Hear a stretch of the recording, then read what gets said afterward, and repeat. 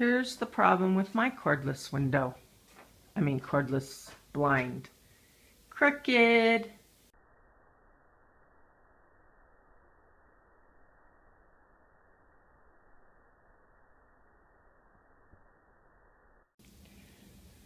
So basically all I had to do was find out there's like end strings.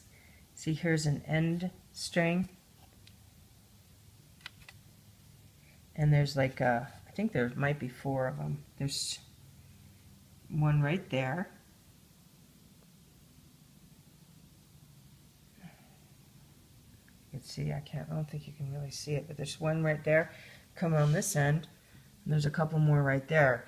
And you just have to pull on the end string until you get the right one that levels it out.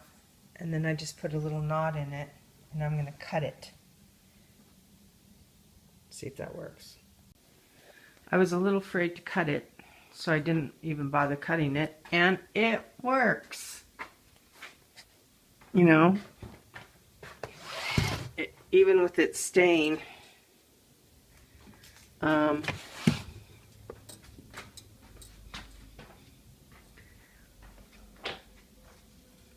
don't know what I was going to say. But anyways, it works now. It's not crooked.